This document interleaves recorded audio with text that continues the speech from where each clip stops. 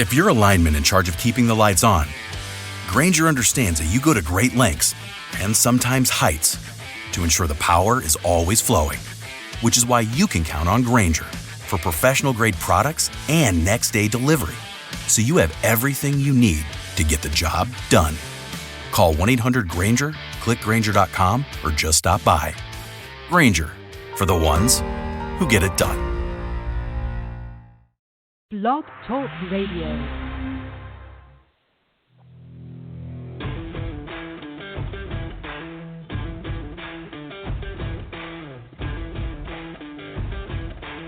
The following broadcast is brought to you by the iGolf Sports Network. Golf Talk Live is sponsored by the iGolf Sports Network and Golf Tips Magazine. Here's Andrew to tell you more about our sponsors. iGolf Sports is a live stream broadcast and media production company providing quality programming designed to attract the golfing enthusiast. And Golf Tips, the game's most in-depth instruction magazine, including reviews on the latest equipment, tips from top teaching professionals, all designed to help you improve from tee to green.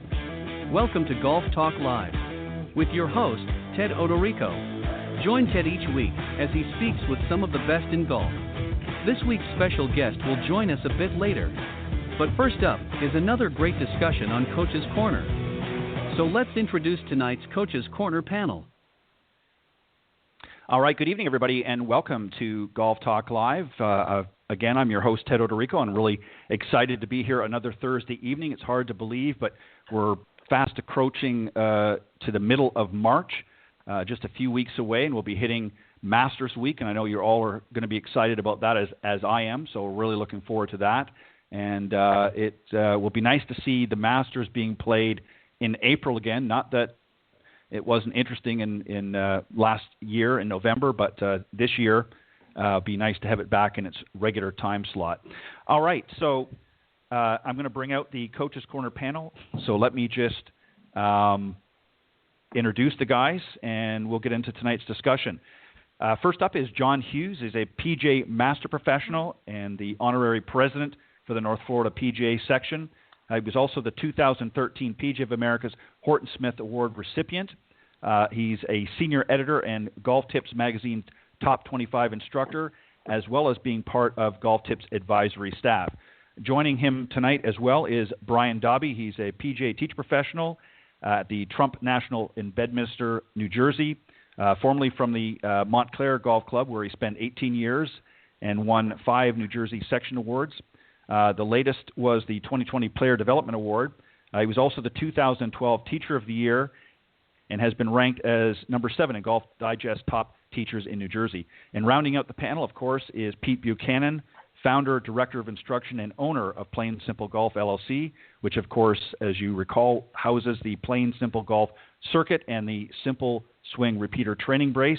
And Pete has been teaching this great game for 30-plus years. So all well-seasoned veterans of the game joining me tonight on Coach's Corner panel. Guys, welcome to the panel.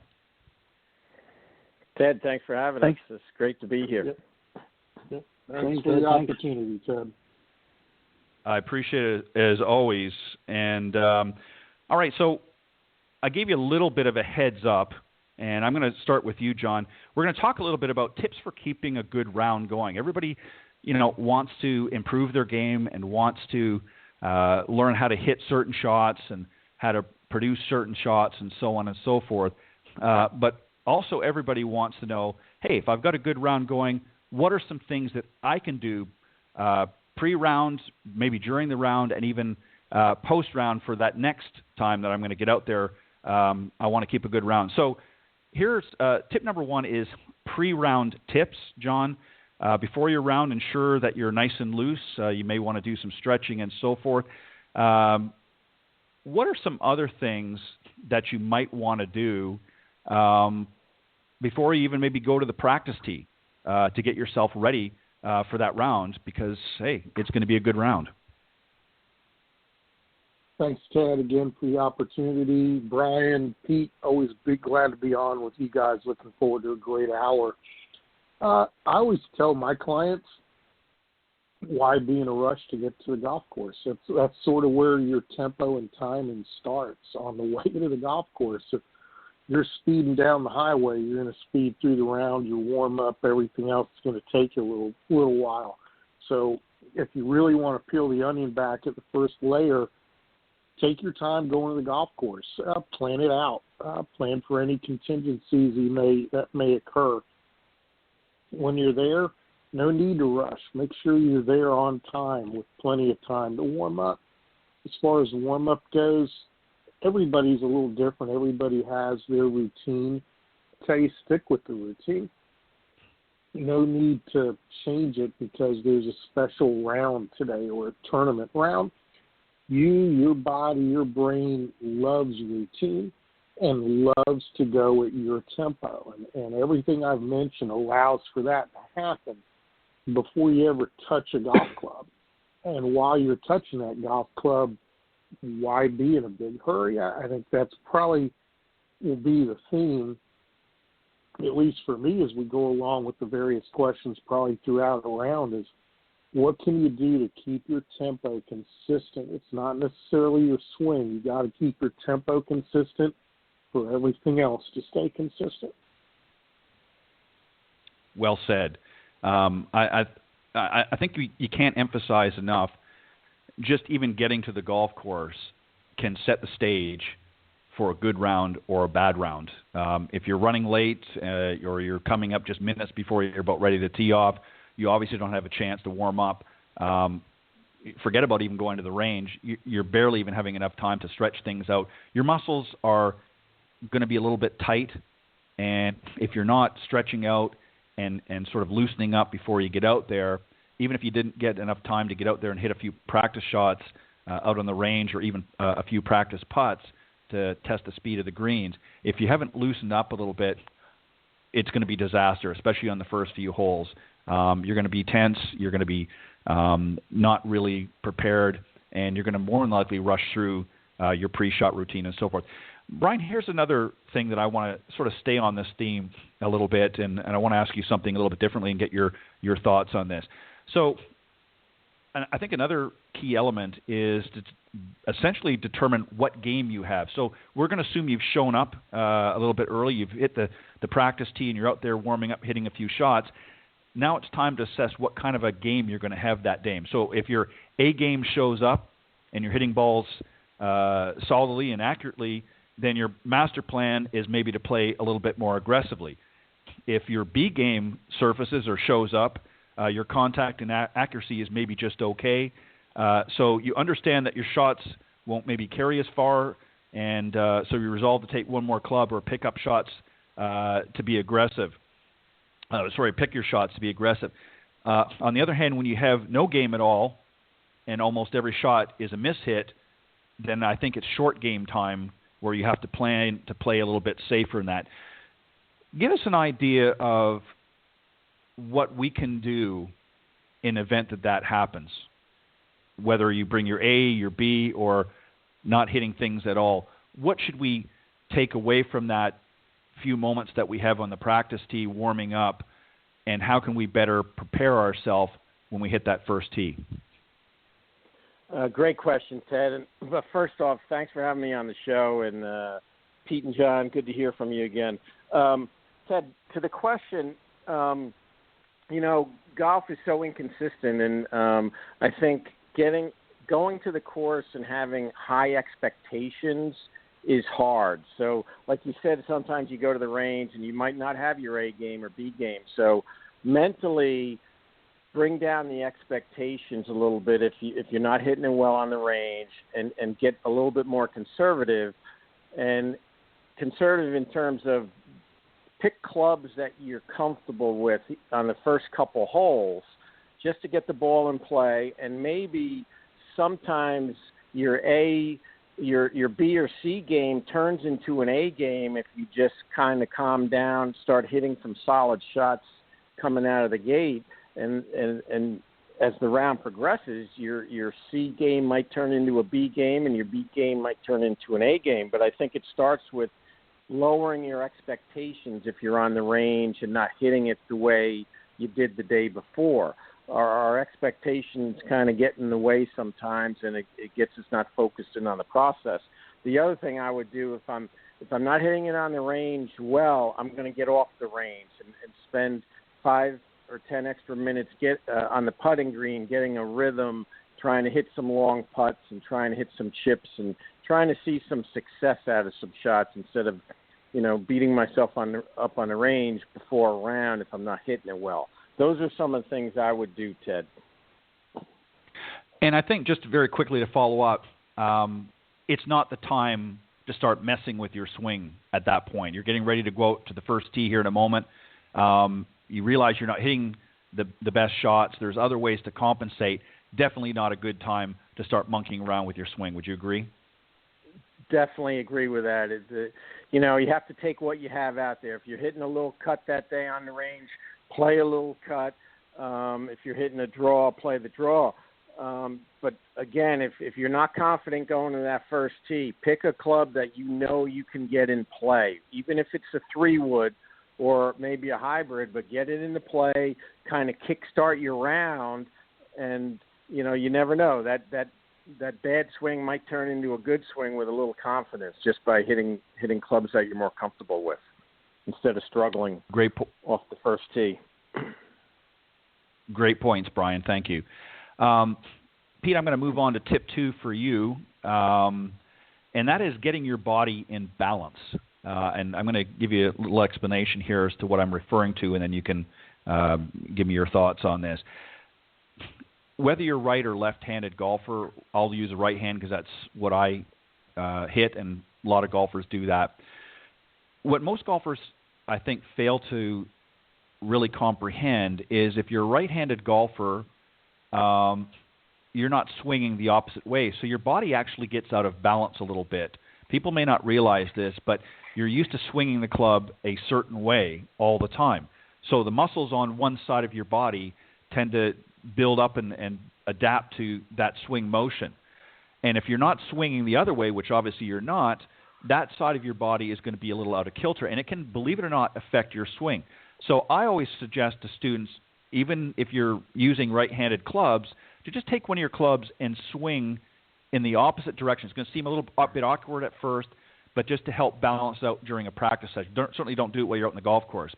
What are some other things that we can do to keep ourselves in balance to make a better round and keep that good round going?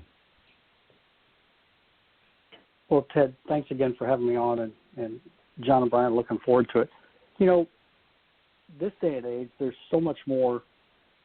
I can think back when I was starting to play, there's so many more programs and so many more things you can look into to just getting your overall body better ready to play golf, from different types of stretches, from yoga classes to workouts to, there's all kinds of things that are out there. So I would highly recommend that anybody who's playing to try to find a program that you can use to just better your overall stability and mobility. I think those are two things that are really key. I spent some time working with some chiropractors, and I can see how important all of that is, just so that you can move and stabilize and find those programs that will help you to get into that. Your suggestion of swinging the other way is really, really good. I've suggested that quite a bit in the warm-up, is just to swing both directions, just to get yourself to feel a little bit better balance overall and to swing the club. And I always like them to take, some different stretches that I have them do, some things on one foot, just to look at a little bit of coordination, a little bit of balance, just kind of wake yourself up a little bit before you go play to make sure that, those muscles down there are figuring out you're doing something different. And, take practice swings without hitting the ball first. In this crazy game, it's such a reaction game that, if whatever you hit, your mind's going to start reacting to it. So, make some swings, feel some balance, feel some movement. And, as I said, if you can find some programs that can help you, even just you might not think it's a lot, but even a little bit of working on getting yourself more stable, more mobile, I think overall it will just benefit you not only in swinging a golf club, but it'll benefit you in overall life as well. I couldn't agree more. And just to add one more point, one of the reasons why I try to get a lot of my students, and I'm guilty sometimes of not doing this myself, to swing the club the other direction is we've all been faced with a situation similar to this, but you might find yourself in behind a tree, as an example. And if you're a right-handed player, there may not be a shot. If you're a left-handed player, there might be a shot. So turning over maybe a 7-iron or a 6-iron and playing it as a left-handed person certainly is going to be a little bit awkward, of course. But if it's just a matter of advancing it, getting it back out in the fairway, that's a shot you want to have in your bag. And if you're not used to that, hitting it that way, or it's very awkward and uncomfortable because you don't practice it, then obviously you're not going to be successful. So that's why I like to get, and I a lot of times will do this with some of my students, is I will have them go out there, I'll have them flip over their club, or I'll sometimes even bring out a left-handed player's club and have them hit a few shots that way. It certainly sometimes can be a little ugly, and you've got to make sure you're on a good side of the range, that you're not going to, clip somebody. But that way, if they're faced with something out in the golf course, they're going to have confidence in being able to hit it. It's not going to be something they're going to be faced with a lot, but it may be something they may be faced with, periodically, and it's good to be prepared for that. All right, John, I'm going to come back to you. We're ready now to hit that first tee. Walk us through that first tee. What we got to do when we get there. What are we thinking? What's going through our head? And what do we want to do to make sure we're successful beginning that round? Well, hopefully you rehearsed this first tee shot on the range before you've made it over there. That's envisioning and rehearsing what you're trying to do off the first tee is going to settle your nerves. And doing it a couple of times prior to walking over is huge. A couple of deep breaths, just getting to the tee box relaxed. But, I will say you should have a little bit of nerves. I've always told all my players and clients, if you don't have nerves, it means you don't care.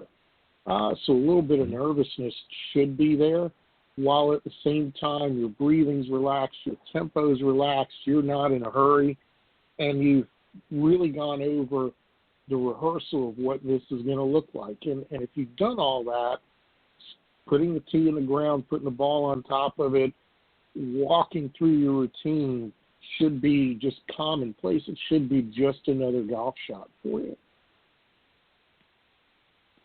Well said. And I think also, too, John, we obviously want to make sure that we've clearly identified the hole, what we're going to be faced with. A lot of people don't. They just get up there and think, well, I got an wide open fairway, and they're not really prepared. So that's key. And I like your point, and I think this is a lot of people, I think, do this now, but there's still a few out there that don't, and that is to practice that first tee experience while you're on the practice tee. Get out there and just imagine that you're hitting your tee shot, narrow out the driving range or the practice area to about the width of your fairway so that you have an idea, and try to keep it in there. If you've got trees or bunkers or whatnot, in the fairway, you can kind of visualize that. Maybe you can use one of the greens that is out there and take that as your bunker, and you want to make sure that you're carrying, or whatever the situation is, but you want to make sure your visualization of that hole is sound. Brian, I'm going to come back to you, and here's one I think that's important as well, and it's tip number 4, and that is to make the right choice.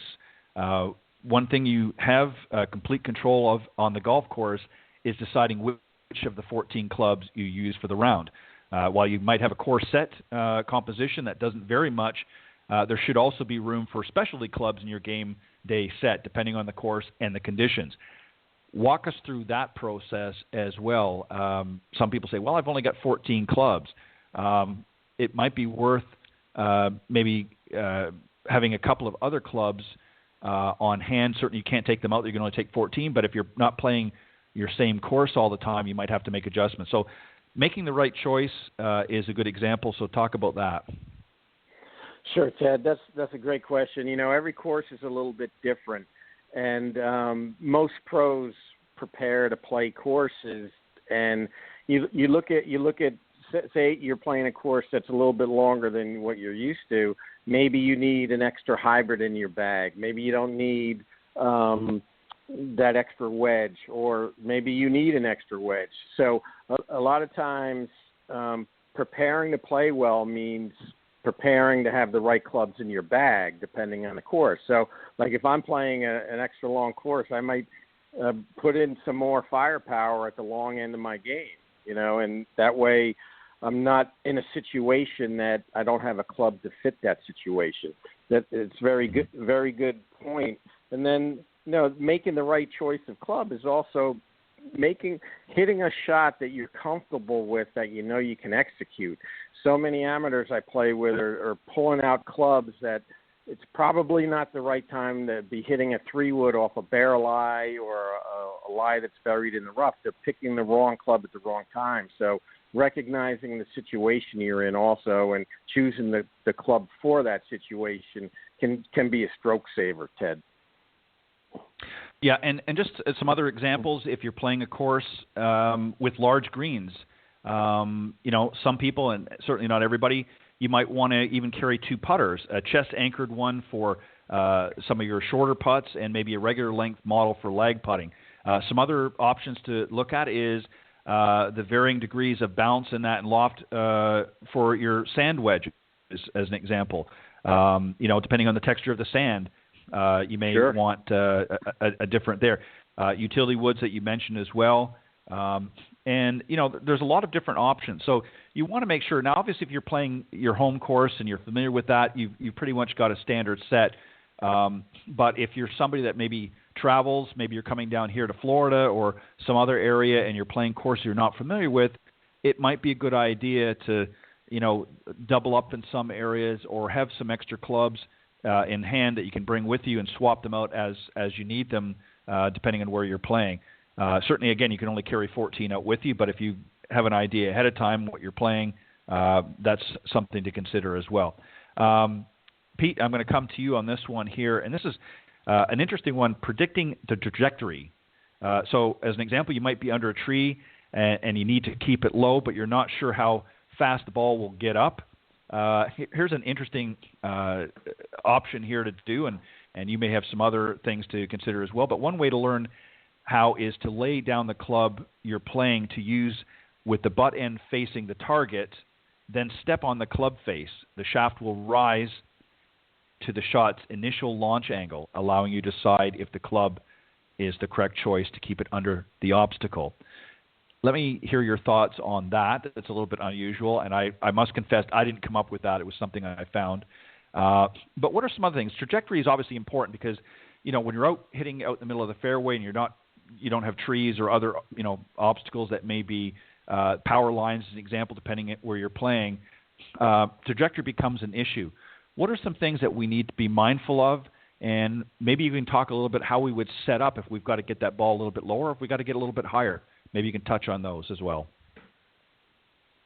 Oh, that's a great one there. I've seen that little example you're talking about of stepping on the club and seeing how the shaft rises. I mean, it'll give you an idea, which is really what you're after, to try to figure out, what that's going to do. And, as Brian was talking about, first of all, you have to make sure you can actually do it. There's a lot of shots that you would find a lot of us that play golf for a living and teach golf. We practice a lot of shots because we know we're going to be up against them. And amateurs play a lot of shots on the course that they've never practiced, and they wonder why they don't happen.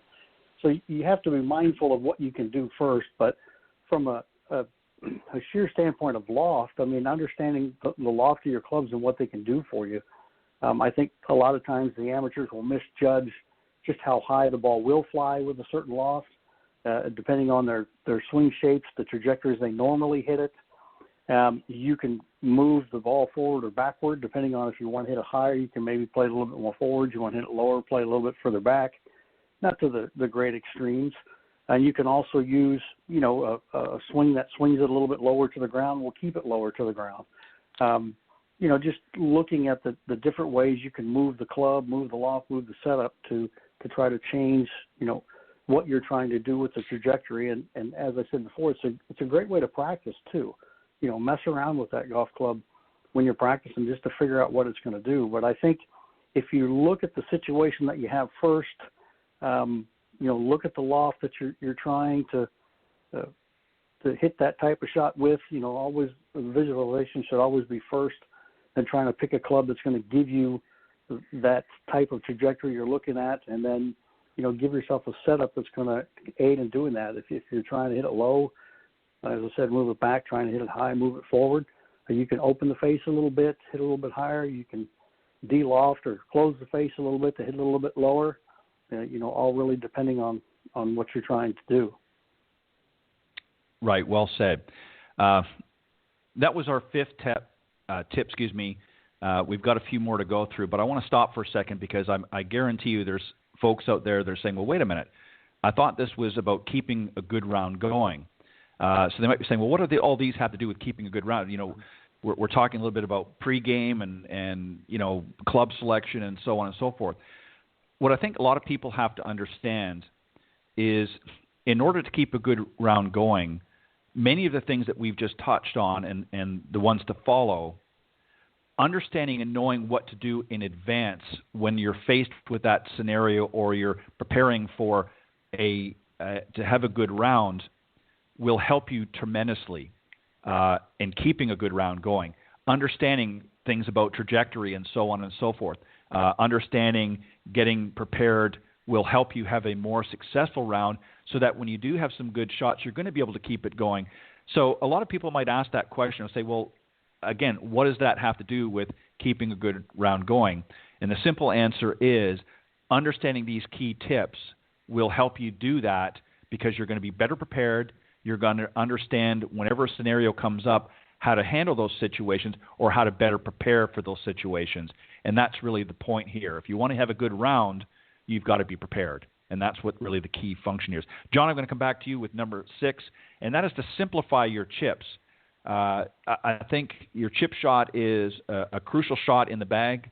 A lot of times we don't hit the mark on our approach to the green, and we find ourselves falling a little bit short.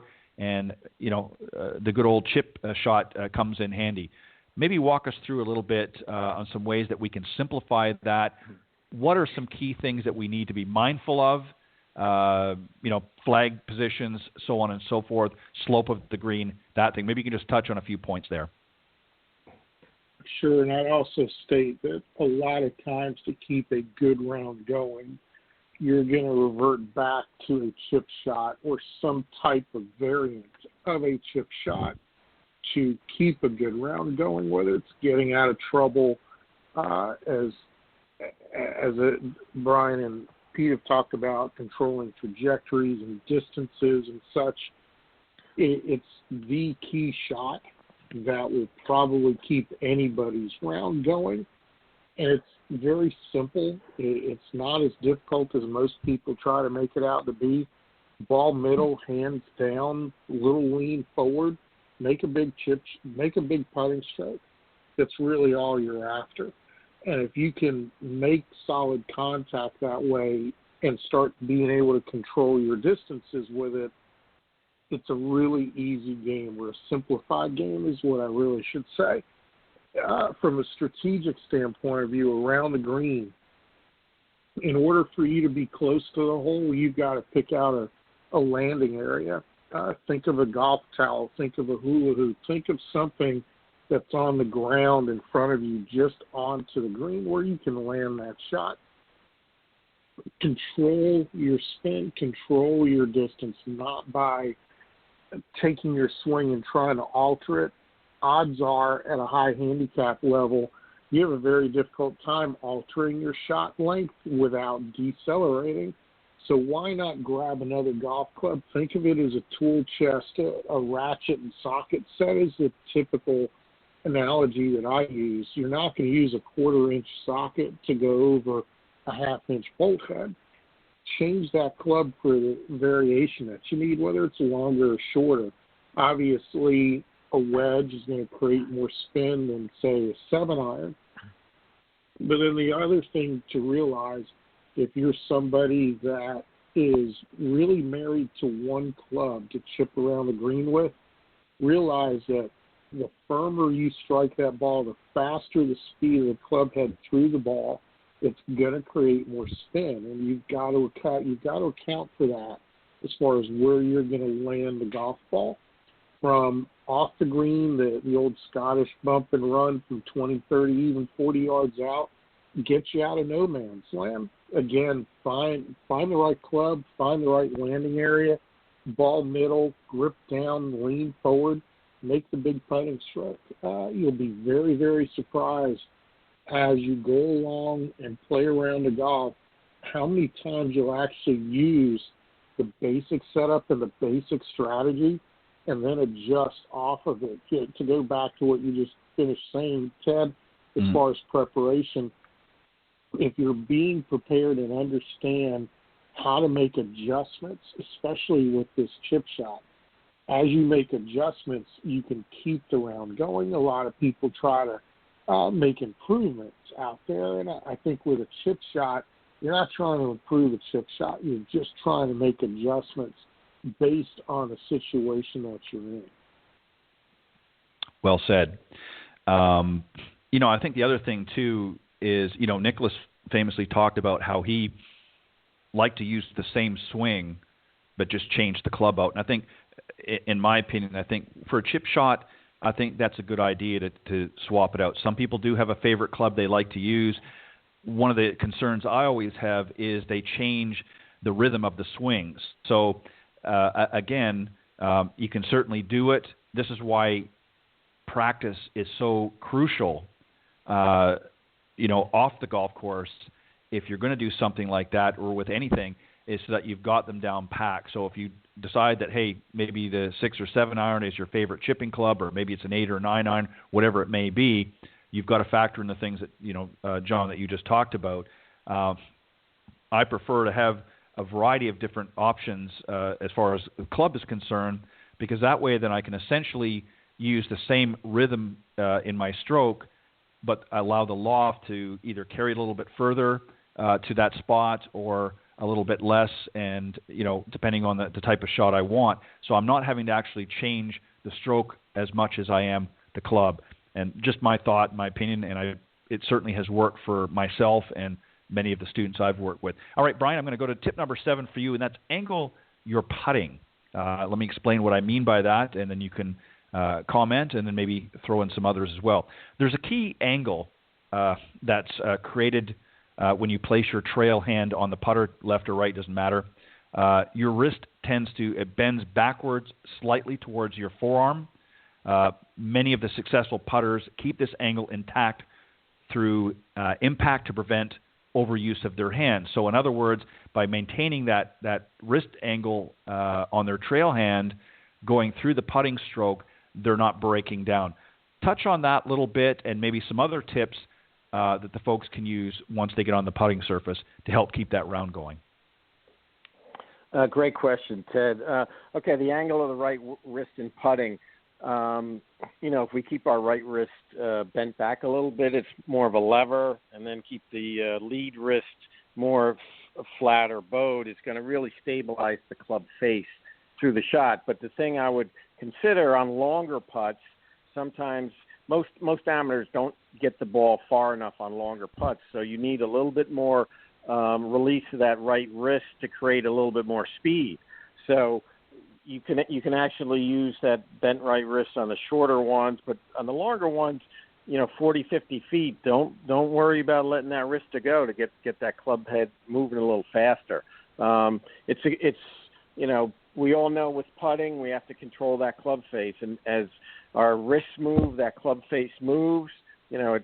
Typically we overuse that right wrist on short ones, and that's going to change the face angle in the loft. So a good drill is to just kind of lock your right wrist back a little bit on the short ones in practice. And Ted, when you said keep your round going, man, the first thing that came to my mind is have a great short game. That's what keeps your round going, because you get up and down, you're going to save par, you're going to feel good, and those are the things that keep your round going. But great question on the wrist. That right wrist stays back a little bit, which stabilizes the putter club face.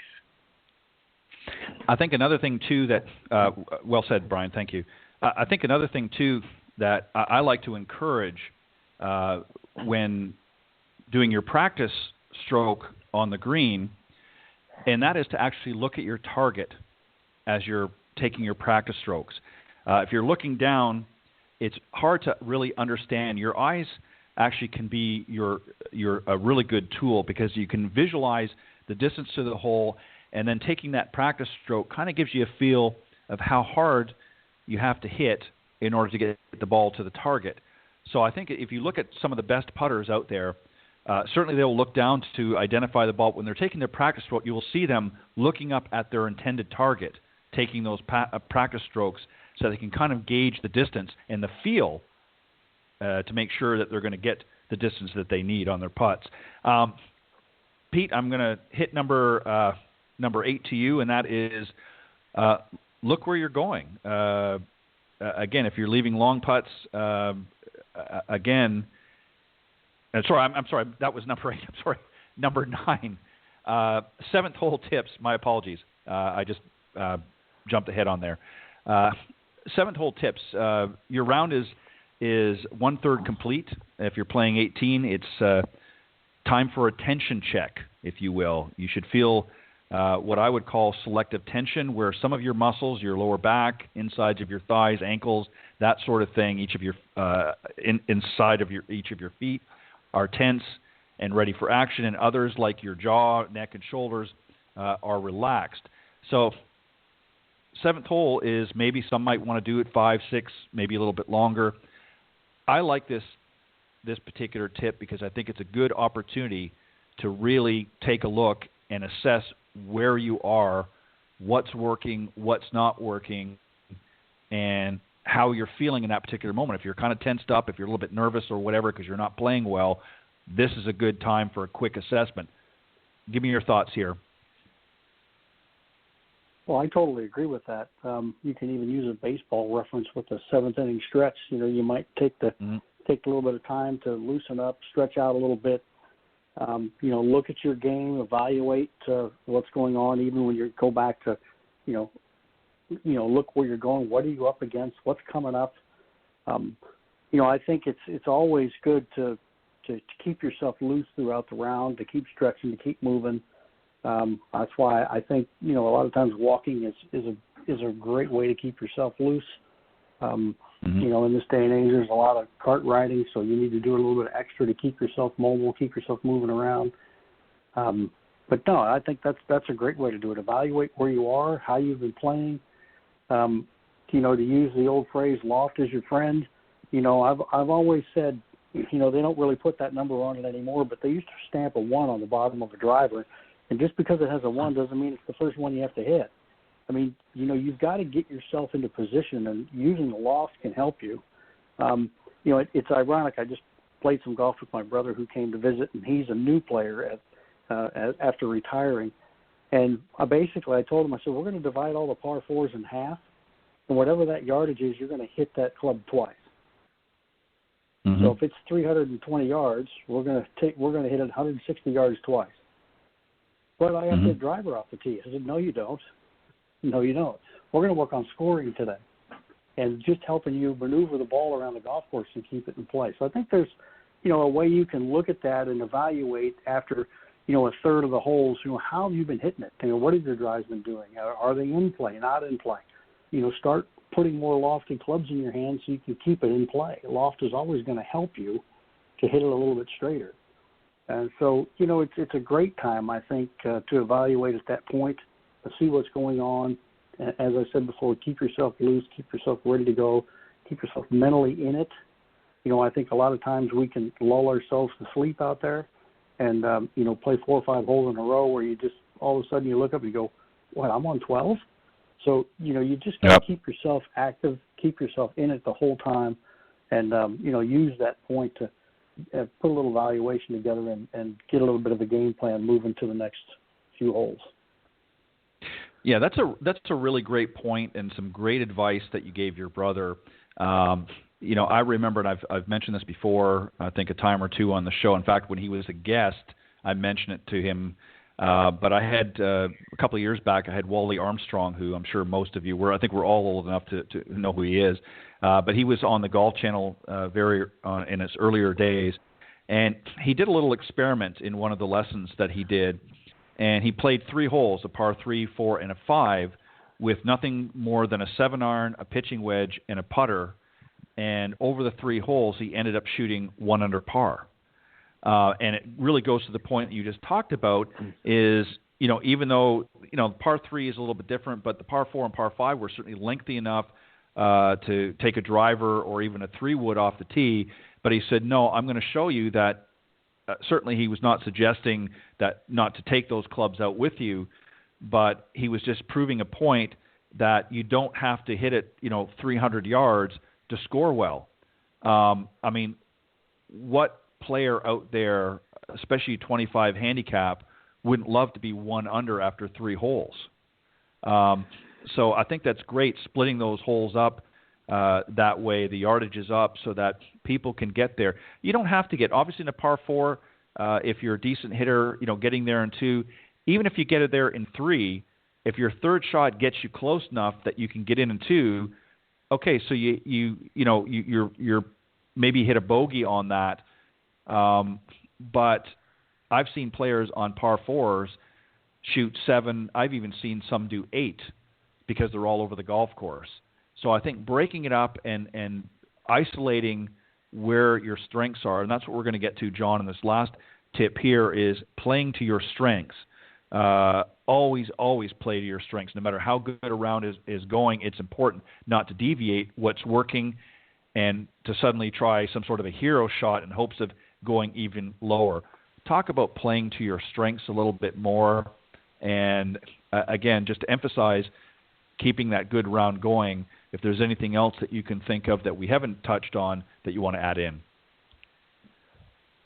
Playing to your strengths, that is a massive term that can mean a lot of different things to a golfer. Let's first start with the strengths of the day, the strengths of the round. A lot of times you're thinking, okay, I've got my C game or even my B game, but you've got some kind of strength going. What can you do with the rest of your game to set up that strength? It's not about thinking, well, on the range, that's my strength, or at the practice green, that's my strength. It's not about that. You are in the moment. You've got to understand what that strength is or strengths are during that moment. It could be your short game's just phenomenal. If that's the case, let's limp the full swing in. Let's, instead of taking driver, put something in the fairway that you can play to the green or just short of the green and allow that short game to work its magic.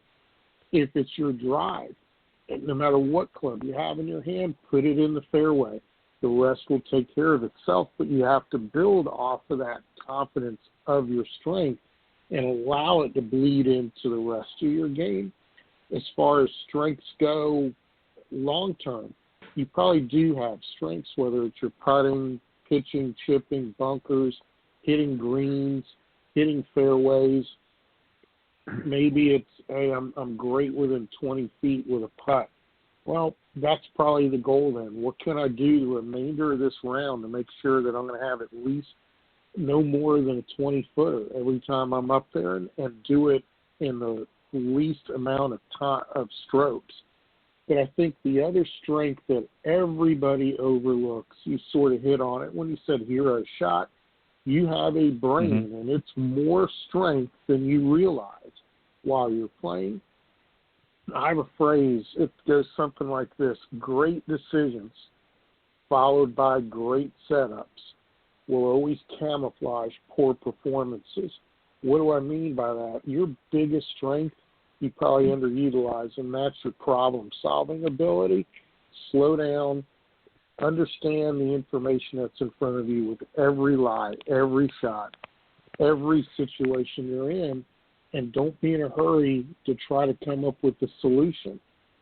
That is a strength, whether you realize it or not. It may not be as strong as, say, the tour player that you admire watching TV. However, if you have an inventory skill-wise of what you're good at and what you're not good at, and then make a great decision of the shot at hand based on that, your poor performances are going to be camouflaged. People are going to look at you and go, wow, what a shot. And you're going to turn around. If you're smart, tip the hat and say thank you. But inside you're going, man, did I pull that one off? And you pull it off because you used the strength of actually making a great decision. So there's three strengths that I'm talking about there. First is, what is your strength right now at any given moment? Number two, what are your long-term strengths? What are the things you can depend on? Maybe you can really suck it up a couple of holes, a couple of shots, and have that strength show up.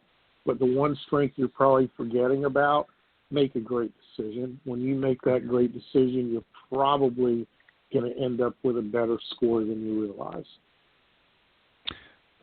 Well said. I couldn't agree more. You know, every shot, good or bad, starts with a decision.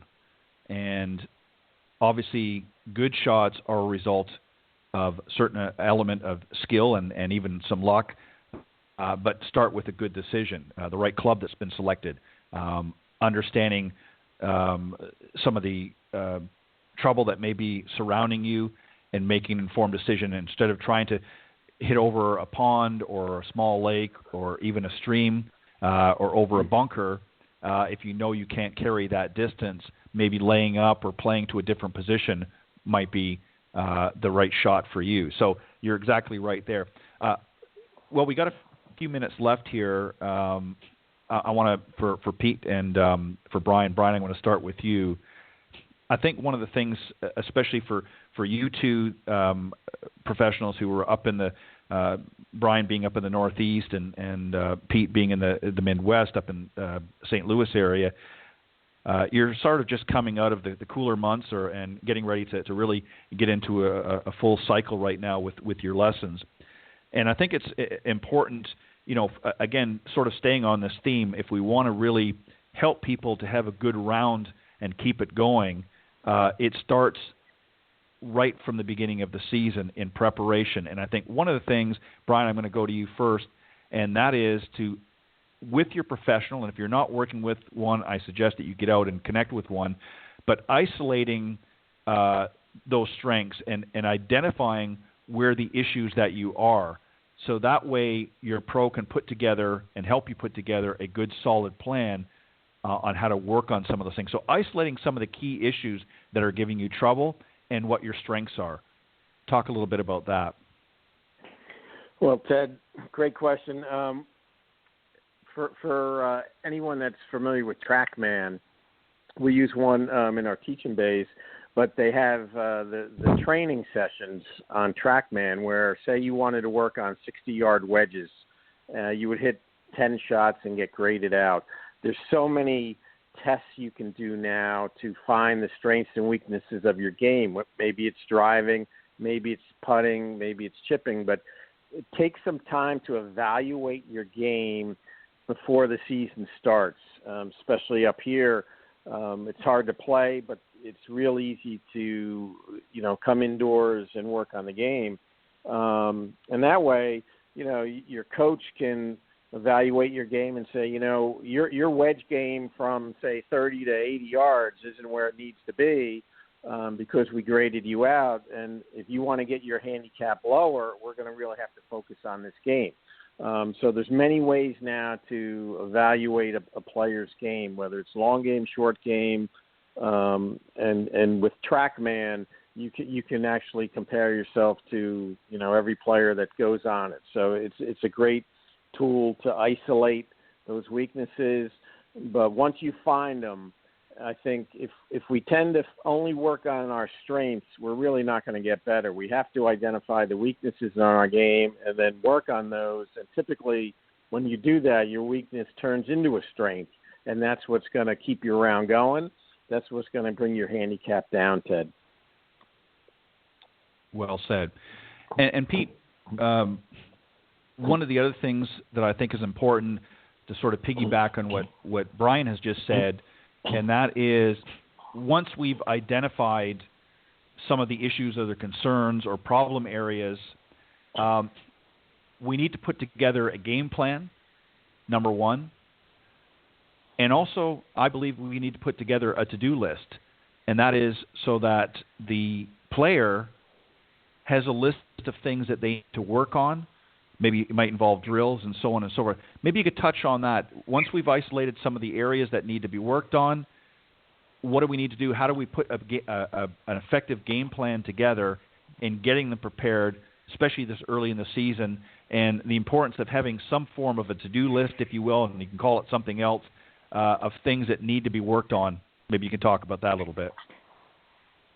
Yeah, that's a great way to go about it. With many of the players, especially early in the year, one of the things I work on is coming right out of the winter is working on ball control. Taking little shots, maybe putting some, alignment sticks with pool noodles on them and say, we're just going to hit shots about 15, 20 yards, and I want you to work on trying to control the ball and hitting them at that target. Getting to where they can control the ball first. Right now with March Madness, I mean, it's if you don't have ball control with those guards, you're going to run into problems. So it's the same thing with golf. You got to be able to control that ball to be able to give yourself a chance to score. And then those areas that you identify, that you want to put together a practice plan to use drills to improve those areas, but also make it so that, what I like to do is to give them the drills, and when they complete them, they need to tell me they completed them. So that way I know they're working on them. And that way, you can get to where you can practice those different areas that you have trouble with. And don't leave the ones you're good at out either. You need to practice those as well. You don't want to leave the things that you do very, very well out. You still need to practice those and keep those going. But it's definitely putting together a game plan. Here's what we're isolating. Here are the drills we need to use to get those to improve. You need to put the time into those drills, and you need to be accountable for doing them. Make sure you do them, because you're not going to improve if you don't do them. And so I think it's very key to have a variety of ways to practice those as well, not just one drill for a certain aspect that you're trying to do. Get a variety, get some different things to do to break up the practice a little bit. But I think it's really important to practice those weaknesses, but in turn, don't neglect the good stuff. You have to do that too. So I think it's a really cool idea to be able to, to put something together, have a plan, and work the plan and go from there. Yeah, I couldn't agree more. And John, I'm going to give you the final comments on tonight's discussion, and that is, all of these things that we've talked about are great. Getting a game plan, isolating some of the issues, putting together a to-do list. But one of the biggest problems that we find as instructors is trying to get the students to execute those plans. Let's see if we can help them put together something in such a way that they're going to want to go away and want to work on. This is one of the biggest pet peeves that I have, and I'm sure you guys would concur, is we can do all the work in helping them prepare and helping them set a strategy, helping them create that wonderful plan, but getting them to execute is another thing. What do we got to do you think, John, to get them to go to that next level? Because I think if they do that, they're not only going to start the season off well, but they're going to keep those rounds going, especially when they start off good. Give me your thoughts. Well, I've always said, and on this program I've said, that a great coach is not there to motivate you. We're there to inspire you. Motivation comes from within. Having played professional sports before, I can vouch for that statement. So whether it's Pete, Brian, myself, you, any of the other coaches you have on the program, we're all trying to inspire you, to show you how simple things can be. This is not an easy game by any stretch of the imagination, but it can be a simple game. And when you simplify it down to least common denominators, you should see the simplicity of your game, of your improvement plan, and have realistic expectations of how long that's going to take for you to get where you want to go. That's something I do with every one of my clients. I'm working with one now. The kid's a world beater in more ways than one, and he's highly ranked internationally. And we have a big thing to do, and that's to keep him from leaping. And trying to get him to do this drill at 13 years old is tough. All I can do is inspire him, to show him what it's going to take to get things done. We can spell it out. We can put it on paper. We can put it within an app. We can do all the video and light scope and that kind of thing back and forth. But at the end of the day, you've got to be able to carve out some time and do another little thing that I've coined recently. Can you be dedicated to the discipline of your details? And whether it's on the course, whether it's practice, whether it's off the course, if golf is truly something you're trying to improve, what's your dedication level? Are you disciplined, and are those details being taken care of? That all comes from inward motivation. And all it takes is one detail to get disciplined and to really carve out and create even more dedication. It's a really simple thing, but you've got to reach down inside yourself to find it. Yeah, I couldn't agree more. I think for a lot of folks out there, whether you're new to the game or you're playing for any length of time, we can, as John pointed out, we can certainly do our part to inspire you. We can provide you with the necessary tools that you're going to need to be successful out there. But it ultimately boils down to what are you willing to do to become that better player. And I think setting realistic goals and not trying to take on more than you're able to do or try to raise your expectations initially. I think you need to be realistic with your expectations, and then as you graduate and become more successful along the way, then your expectations, you're going to understand, hey, I've been shooting in the 90s here. I've broken 100. I've been shooting regularly in the 90s. Now it's time to break that next barrier and start shooting into the 80s.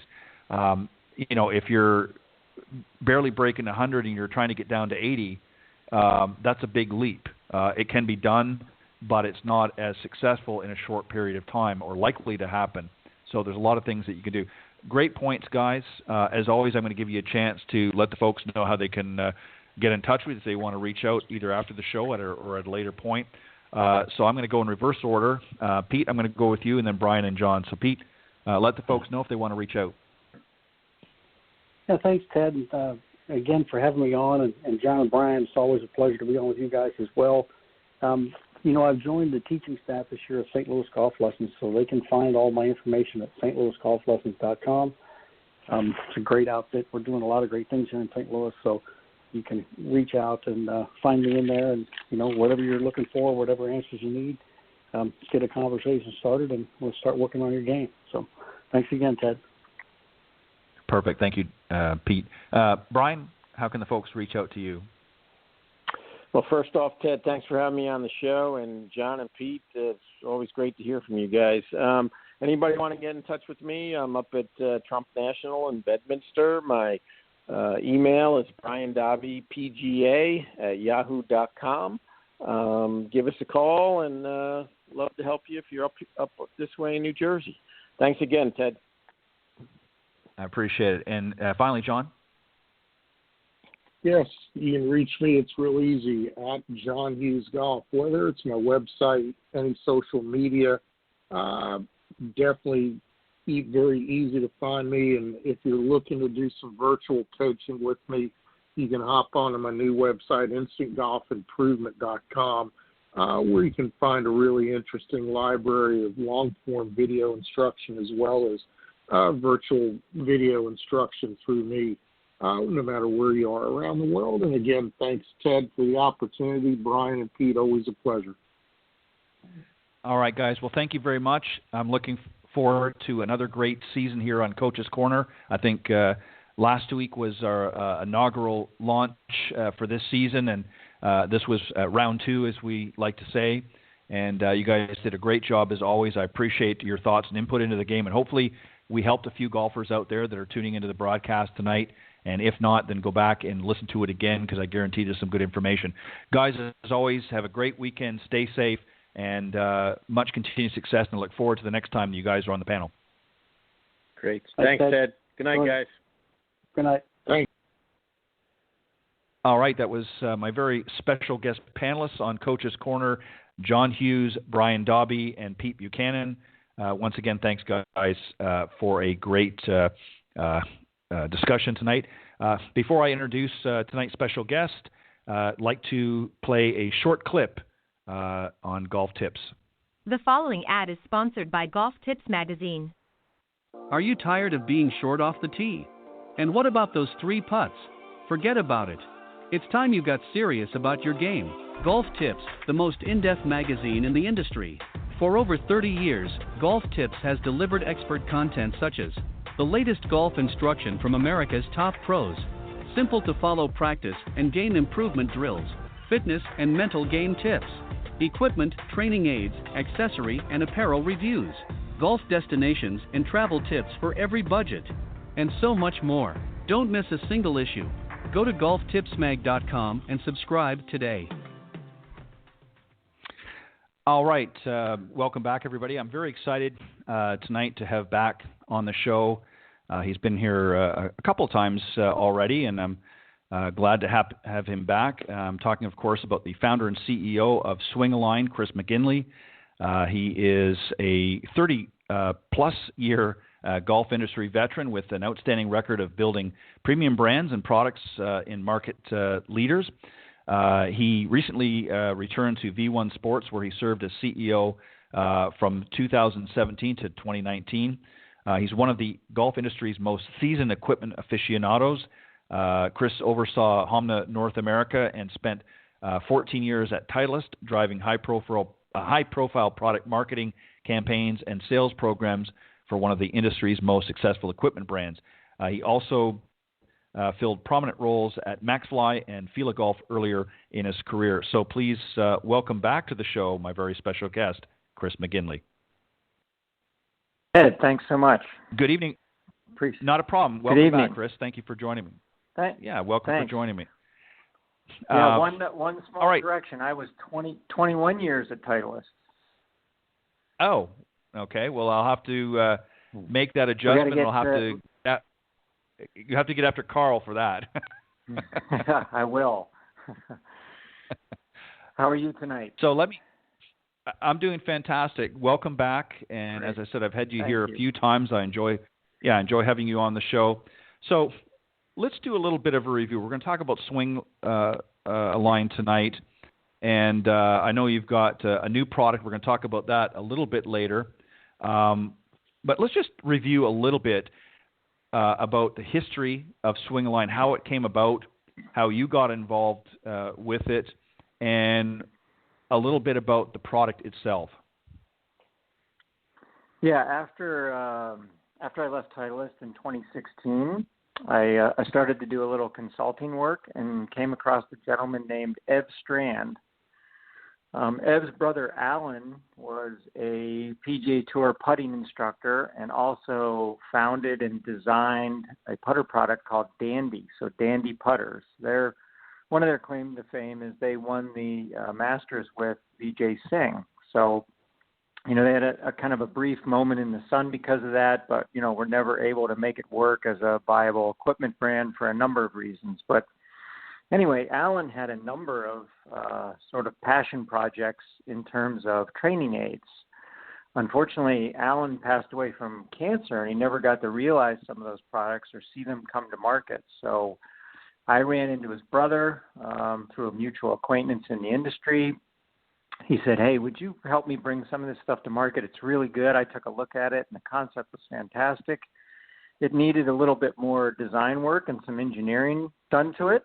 But I took that on, and we ended up getting the original product patented and then launched it to market. So that's the backstory. So it comes from, a place that's grounded in a real high-level instructor and PGA Tour players.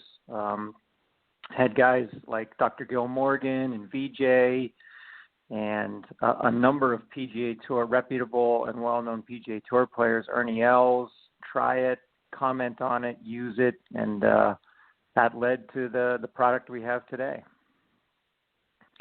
And just again, we'll give the website a little bit later as well, so because we don't want them to leave the show. We want them to listen to what we're going to talk about, and then after the show, obviously, we want them to go and check out the product and that. But just give us a general idea of what the product specifically is, and generally how it works? What's the purpose of the it is a training aid, so what is essentially the purpose? What does it do? What's its function? Yeah, it's in essence, it's a wearable device, and it is in essence a wearable alignment rod. So you see a lot of players obviously put clubs or alignment rods, tour sticks, whatever you want to call them, on the ground to help align your feet to your target line. The problem is many golfers go awry in trying to align the rest of their body to that. You see all kinds of golfers that are aligned either with their hips or their trunk or their shoulders open to the target, closed to the target, and not lined in the same place as their feet. So this device was really first and foremost targeted at that, improving alignment. It's an alignment rod you wear across your chest. It's held together by two flexible cuffs that go on the outside of your arms, and we connect those cuffs with, what's best described as a stretchy cord or a connection belt. So it holds the device in place, but the other thing that it does, interestingly enough, is when you swing, it provides a measure of connection. And connection is, synchronizing your arms and body so they work together. So you see a lot of people try to, come up with various ways to improve their alignment. You see some players holding a towel under their arm or a glove under their arm for connection. This device does it all in one fell swoop. Another nice benefit is because it's got such a strong visual indicator in the alignment rod that you're wearing, you can really see, first and foremost, seeing is believing. You can see, okay, if I look down to my feet, I can tell my shoulders are aligned open.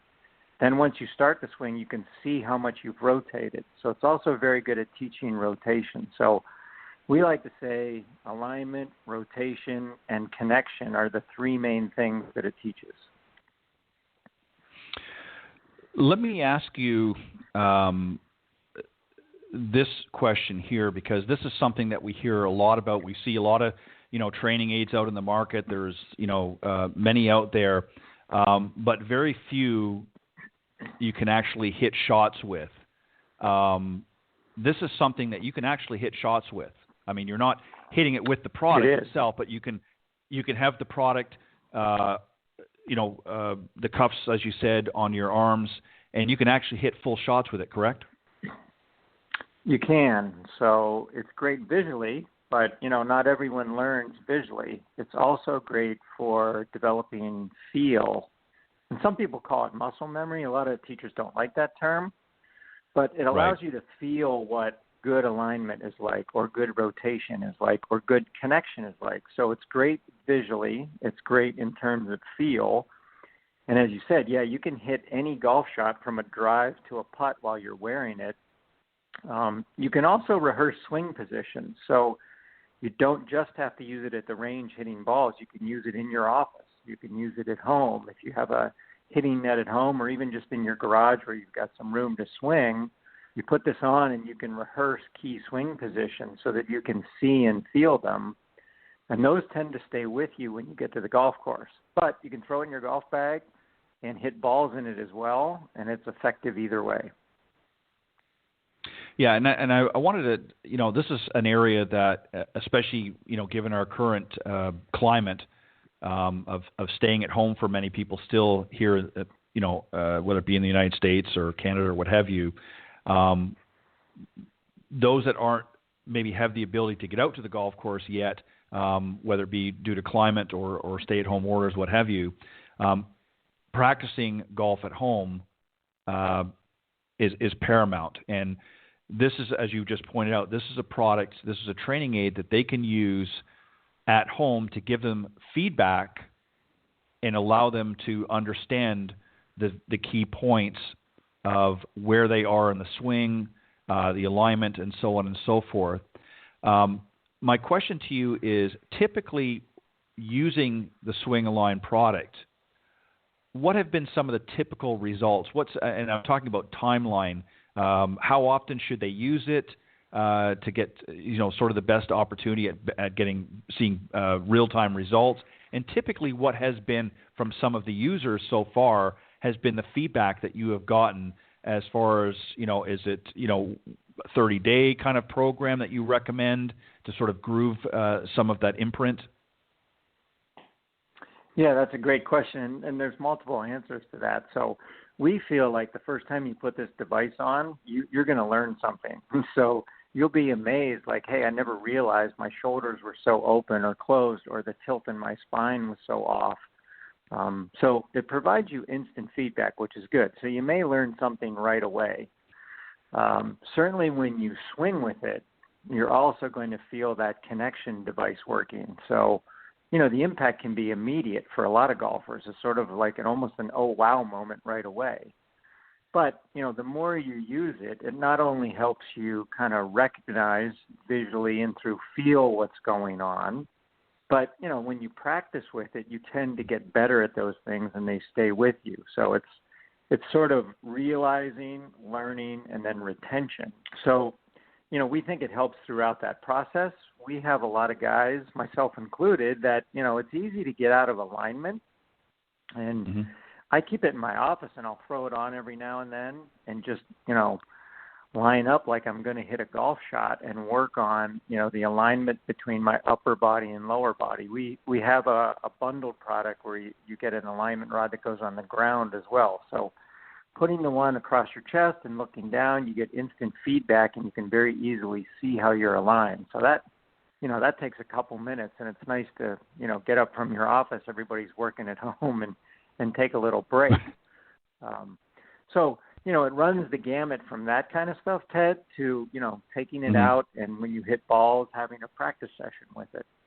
The nice thing about the product is it's got these alignment rods that you can use as an extension, so you can kind of get the full impact. For some people, that's visually a little too much. You can unscrew those and just put some end screws in place where you have just a really small rod across your chest. It's not quite as cumbersome, but it's not as visually intimidating either. So in any case, there's a number of learning scenarios using this device. Well, and the other thing, too, that I want to emphasize to the listeners out there is this is not only a product that consumers, your avid golfer can use and learn from, but this is also a great training tool for instructors as well to use with their students. I know, from visiting your website and that many instructors also use this because a lot of times, as you said, students don't always recognize that they're out of alignment. Their shoulders may be open or they don't have the proper tilt. This is a great tool that the instructors can use in conjunction during a teaching session or a coaching session, correct? It is. We have a lot of instructors that really value the product.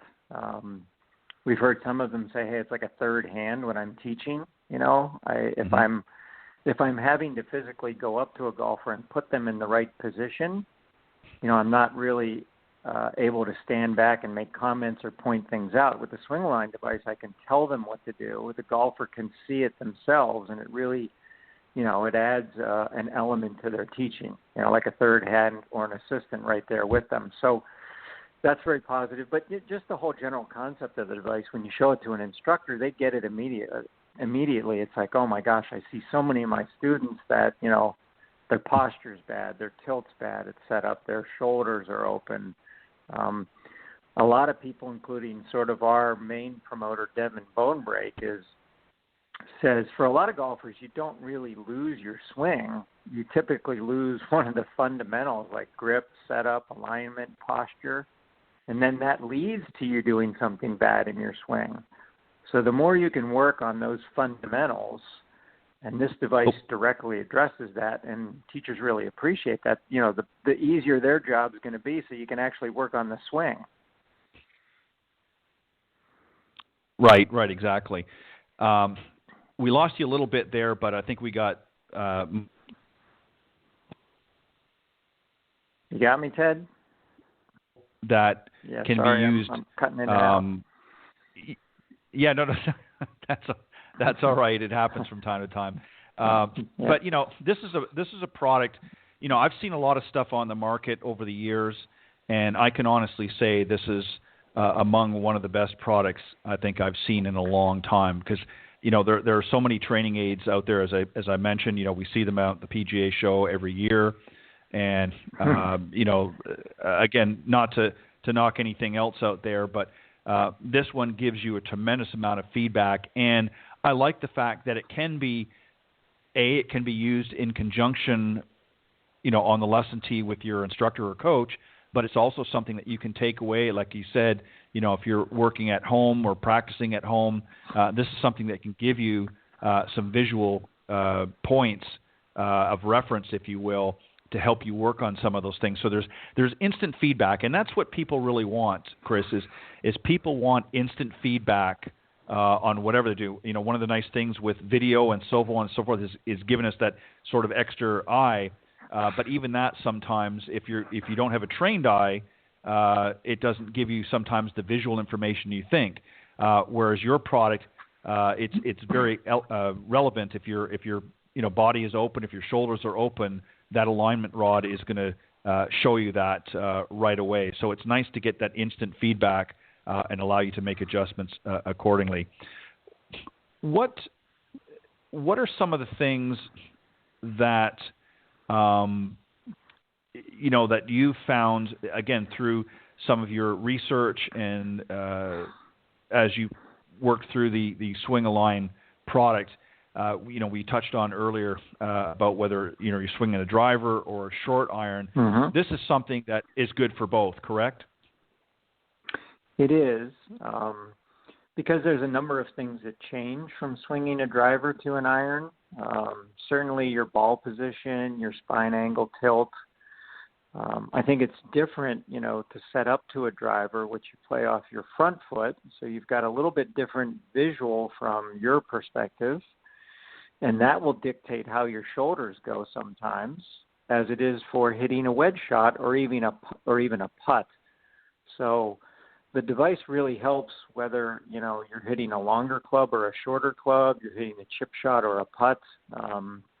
A lot of people struggle with putting alignment, and so it's very effective there.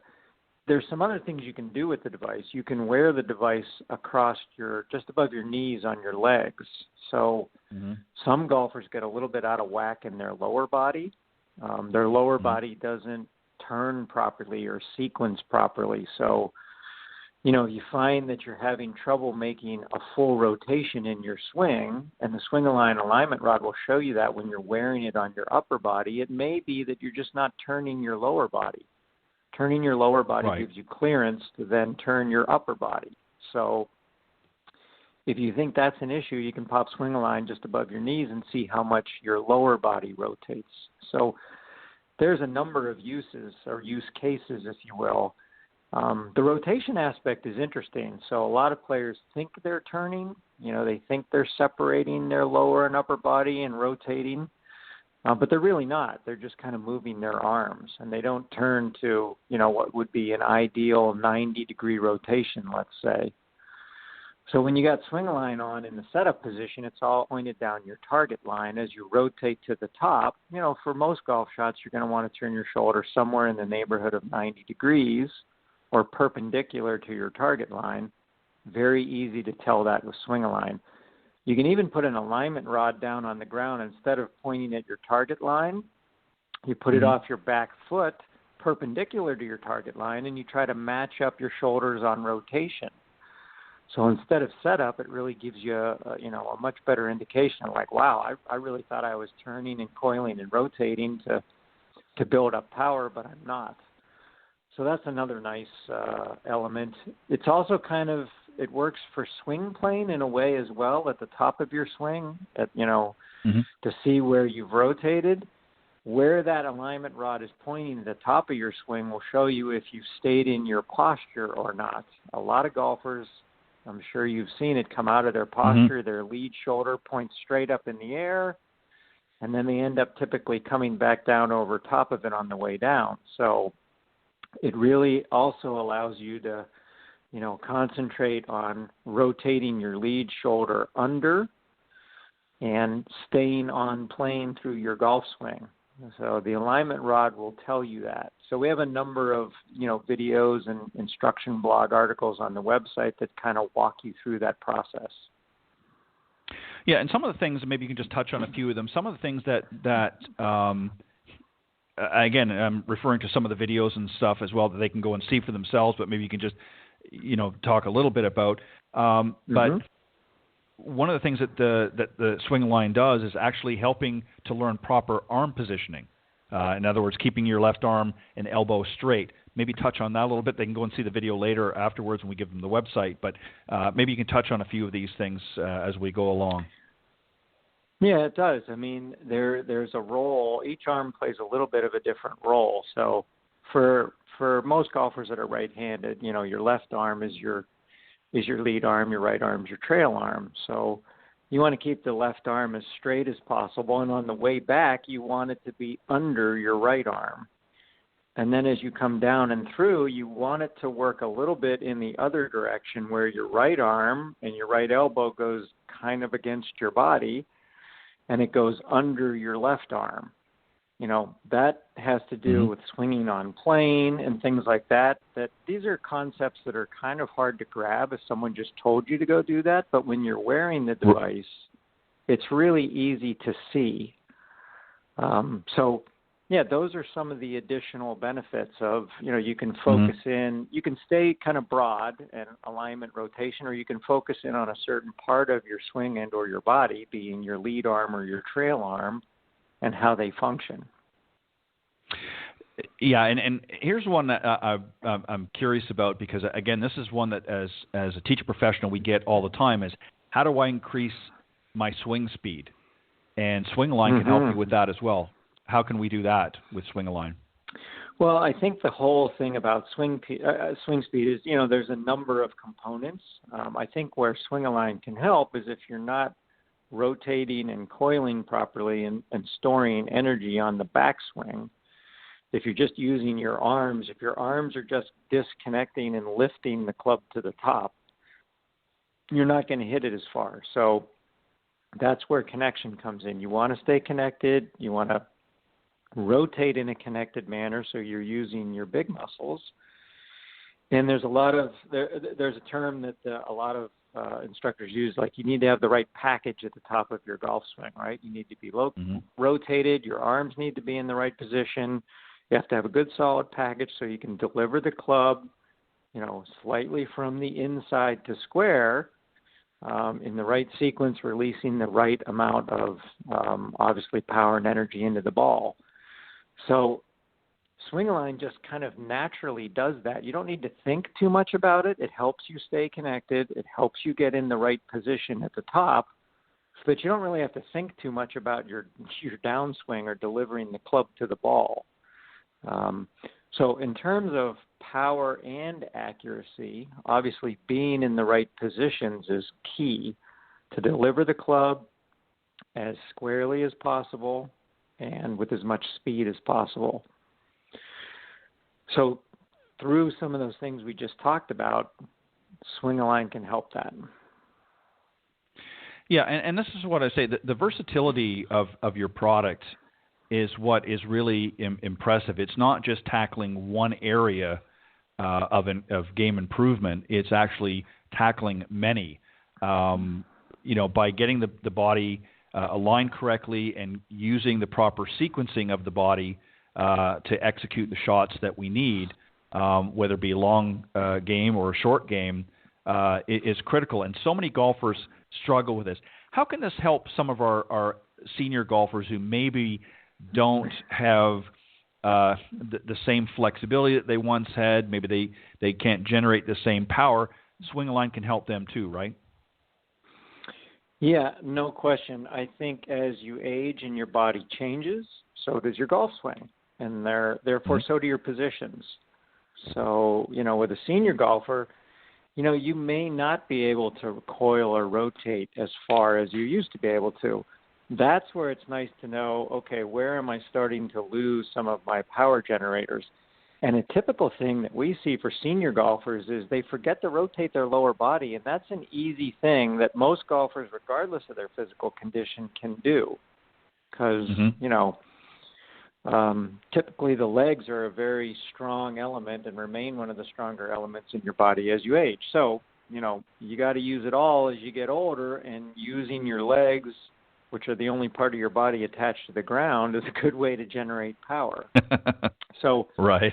I know we keep kind of bringing these things back to the same things, but that's really what this device is all about. It really grounds you in those fundamentals, and depending on where you are in your learning curve as a golfer, whether you're a beginner or you're a tour player or you're a young golfer or an old golfer, you can apply these to whatever you need.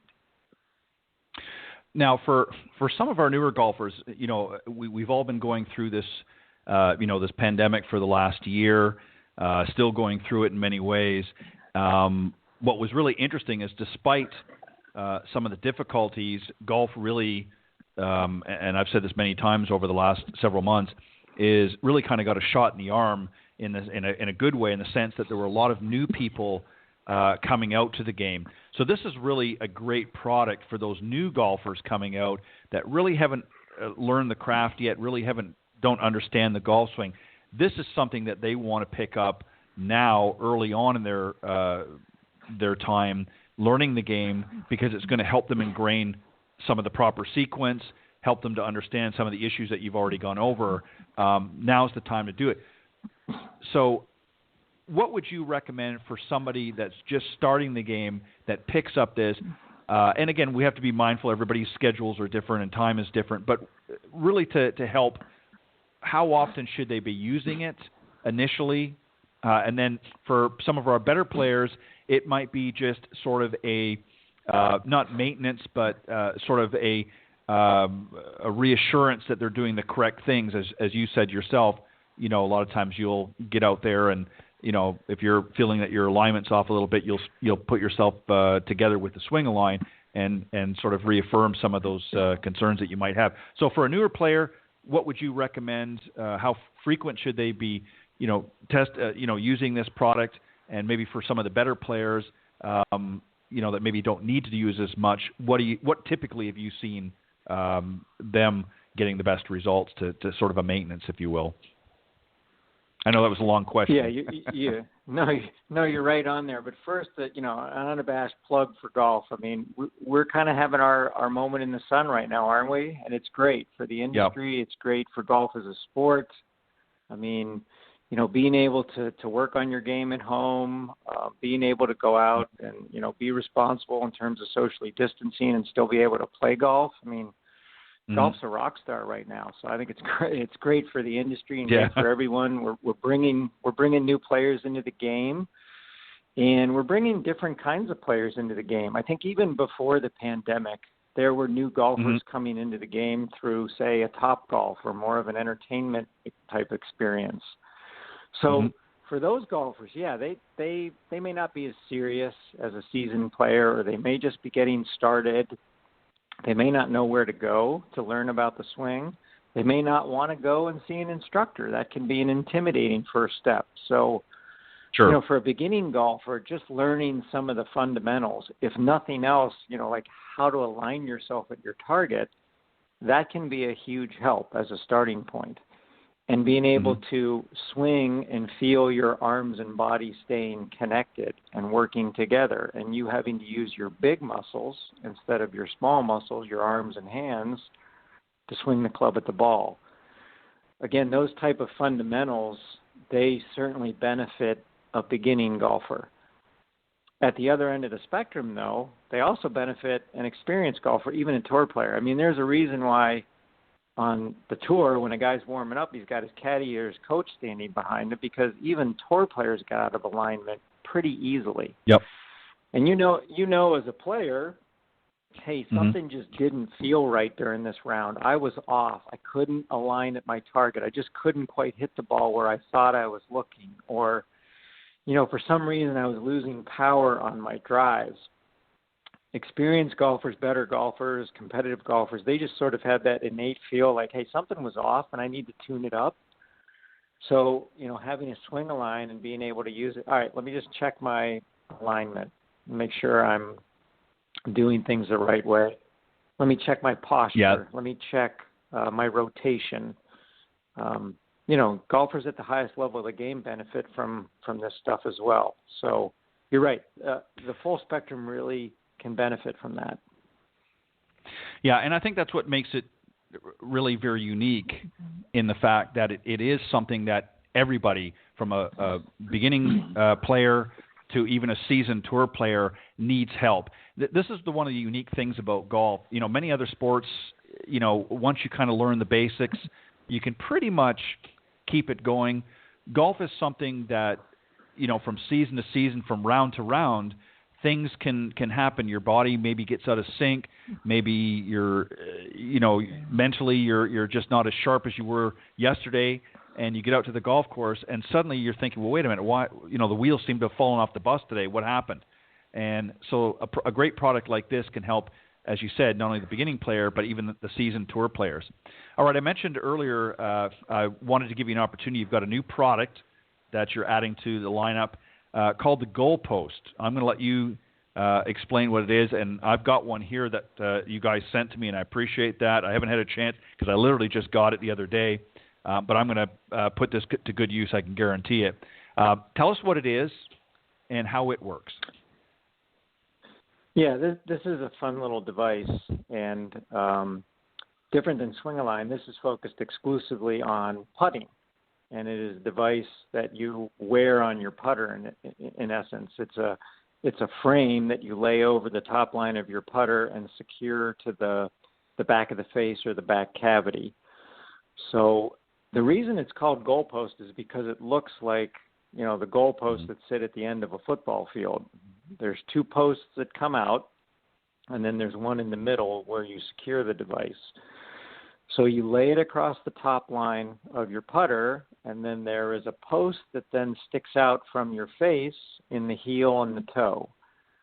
So that does a number of things. With the Swing-A-Line device, a lot of it was based on alignment. So is Goalpost. You put this on your putter head, and it really helps you understand and see visually where your putter face is pointed. So, where your putter face is such a big part of putting. Most of putting issues occur and misses occurs because your putter face is either not aligned square at setup, or it's not returned to square or where you're aimed at impact.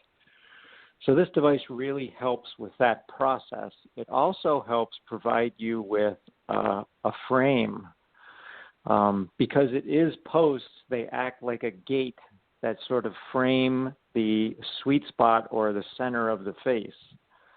A lot of putts are mishit, typically out on the toe, a little more than the heel, but sometimes you mishit a putt in the heel as well. So that Goalpost frame serves as a gate and helps you groove center face contact. So the main benefits of the device are, having a square face and being able to aim it where you want and being able to hit the putter in the center of the face. So you can groove those things. A lot of times, you try to teach putting corrections into the stroke, and putting is such a personal thing. There's a lot of ways to have a putting stroke, right? They don't have to all be the same. There's a lot of ways to grip a putter, but what's pretty universal is you got to get that ball square to where you're looking, or the ball's not going to go in the hole. So this allows you some freedom. Doesn't really matter, the type of putter you have, or the grip that you have, or the length of the putter that you have, or even if you tend to putt more, like square to square or a swinging gate, using this device helps groove that square face and solid center face contact, regardless of what type of putter you are. So it helps you improve your stroke regardless of the type of stroke you have, if you will. What I also like, and I want to point this out, and in addition to as you said, the Goalpost imagery, is you can also attach an alignment rod, a small alignment rod, to it as well to help you, again, additionally, to see that line of sight, if you will, right? That's correct. So the sort of the base part of the device is the frame that hangs over the top line of your putter, and it's two posts. So we also have the ability to attach what I would call a floating alignment rod above the goalpost frame. So it provides you with a third reference or a third alignment rod. And there's a post that works off the main frame and elevates that alignment rod above the ball. So you've got 2 alignment posts on either side of the ball, and then an alignment rod that floats above the ball. So you now have 3 reference points. And so, there's some products out there that, you either mark a golf ball or your putter has alignment lines in a set of 3, and that's called vernier acuity. So when you add that third alignment line, if you will, you can tell when things much more easily if things get out of whack, if your alignment is off kilter, if you're not pointed. So for many golfers, the visual of that third line really helps increase their ability to aim. So we've built that into this device as an option. You don't have to use it, but you can, and it's definitely worthwhile to try because it adds a whole nother dimension, if you will, to aiming your putter face. Well, and I think it would be great initially when you're first using the product to maybe have that added on, and then at some point as you get more comfortable and you're starting to sort of groove that a more sound putting stroke, then you could always take it off. But I think initially, I think it would be smart for most of the golfers that will end up purchasing this to maybe have it set up. Something else caught my eye when I was looking around on the website at various different things, and on the section that actually goes over the top of the putter head itself, the posts, as you call them, the goal posts, as you call it, there are 2 O-rings that are on there, and you can actually slide them more forward to create a greater challenge. How does that work? What's the purpose of that? And maybe you can explain a little bit more. Yeah, that was just a great little, we stumbled on that one. We used some O-rings in the Swing-A-Line full line device. So I can't really even remember how we did it, but we had one of those on the goalpost. And lo and behold, if you pull those O-rings out to the end, that gate, the opening in that gate gets narrower. So we call that the O position. So you can keep the O-rings up against the back end of the post if you want, or if you pull them all the way out to the end, you narrow the opening, you narrow the gate. So the narrower the gate, the more focus it requires.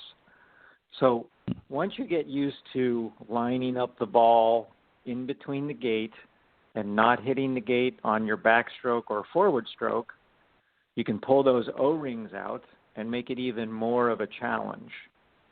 So it's just a nice way that, once you kind of start to get really dialed in, you can give yourself more of a challenge or require more focus on your stroke. So, really a simple little add-on that I think adds some nice value as well. Yeah, I think it's really interesting. When I first read that, I kind of thought, well, I'm not exactly sure what you were referring to. But you explained it quite nicely here. And again, anytime that you're working on your game, whether it's the full swing or whether it's on the putting surface, you always want it. One of the biggest complaints that I hear a lot of students is, they don't want to do the same thing. They want to challenge themselves in order to get better. And certainly, golf can be challenging enough, but, they don't want to do the same thing. So this allows an added value, as you said, for those that maybe have it in its traditional form, are executing, putts with a little more ease. Now they can dial it up a little bit more and challenge themselves that much more to stay focused and present a little bit challenge, when they're out in their practice sessions. So I think it's a great stumble, if you will, as you put it, to come across.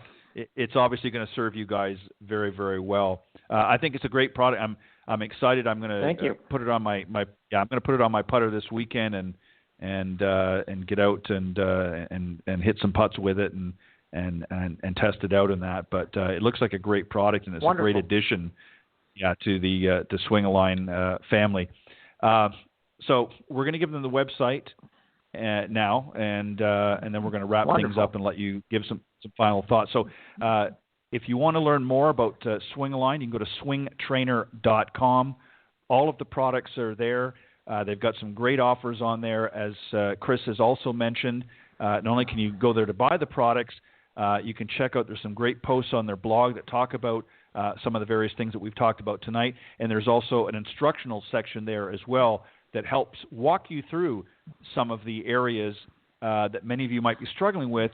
And they very smartly show you how Swing-A-Line can help navigate some of those tricky areas that we find ourselves out in the golf course. So go to swingtrainer.com and check it out. The Swing-A-Line products are great, and their new goalpost, for those of you that struggle a little bit on the putting surface, you can find it there too, and it's very reasonably priced, and I guarantee it's going to help your game. And Chris, as always, it's a pleasure. I always learn something new when you're on the show. I appreciate it very much. Any closing comments or thoughts that you want to add before we wrap up? Yeah, thanks, Ted. It's always a pleasure talking to you. I appreciate you teeing me up, so to speak. And I think, you touched on it, and thanks for recognizing it. But I think, the theme behind our products, on all the Swing-A-Line products, are versatility. Certainly the full swing trainer, the Swing-A-Line device that teaches you so many different things and can be used in different ways. And now goalpost, where you've got some things that can increase the challenge or add an extra alignment feature, things like that. I mean, we've tried to be thoughtful in how we design and engineer these products. We've tried to add some value by making them versatile. So that's really what, the Swing-A-Line brand is all about. Thanks for pointing out the instruction content we have. We have a lot of people that just come to the instruction part of our site and read the articles and take something away from that, and that's great. So we're happy to post that stuff. And, I appreciate you giving me the opportunity to come on and talk a little bit about our stuff. Well, I look forward because I can almost guarantee that there's going to be another product coming in the near future. And I'll be excited to share that with the audience as well. But you've got some great products, Chris, and I really love what you have done with the Swing-A-Line brand because there is so much out there, and there's a lot of misinformation out there, and you guys have really kept it very simple and straight to the point. Here's a product that's going to help you improve. And you can back it up, and that's what really people are looking for. So I always say, the proof is in the pudding. You guys have got a great money-back guarantee on there as well. I don't think anybody will be getting their money back because I think they're going to be happy with it. But go to swingtrainer.com, check out all the great products. Don't forget to also snoop around the blog and their instructional articles as well and tips. A lot of good stuff on their website, swingtrainer.com. Chris, as always, thank you very much. I look forward to the next time you come back on. And please feel free, if you've got some new stuff coming down the pike, to reach out, and we'll get you back on and talk about that as well. But thank you very much for spending some time with me tonight in Golf Talk Live. Yeah, thanks, Ted. Really appreciate it. Love the time with you, and be well, and look forward to talking to you again soon. All right. I appreciate it, Chris. Thanks. Okay. All right. That was Chris McGinley, the founder and CEO of Swing-A-Line. And go to swingtrainer.com, and you can check out all their products there. And again, it's a great deal. It's a great product. And I'm going to be testing out the goalpost this weekend, and I will share my thoughts on next week's show a little bit about that. And I'm going to get myself one of these Swing-A-Line products as well. I think it's a great product, and I think some of my students would appreciate working with it as well. So, again, go to swingtrainer.com. There's something for everybody, and check out some of the great information they have on their website as well. All right, I want to also thank again John Hughes, Brian Dobby, and Pete Buchanan for spending time on Coach's Corner. Again, thanks, guys, for doing a great job. Always appreciate your thoughts and input. And on that note, stay safe, everybody. Be careful out there as we continue on this journey together through this pandemic. Just be smart about it. Remember to social distance. Remember to be respectful for other people. But get out to that golf course. If you're in an area that you can get out currently, take the time and go out there and enjoy this game. There's a lot of great. It can be challenging and certainly frustrating, but with great products like Swing a Line, it can make life a little bit easier, and also connect with a great golf professional in your area. There's many of them out there, and they're always willing to help. All right, until next time, thanks everybody. God bless. Have a great weekend, and I'll see you next week right here on Golf Talk Live. Thanks for joining us. We hope you enjoyed this week's broadcast of Golf Talk Live. We'd like to thank this week's Coach's Corner panel, and a special thank you to tonight's guest. Remember to join Ted every Thursday from 6 to 8 p.m. Central on Golf Talk Live. And be sure to follow Ted on Facebook, Twitter, and Instagram. If you're interested in being a guest on Golf Talk Live, send Ted an email at ted.golftalklive@gmail.com. This has been a production of the iGolf Sports Network.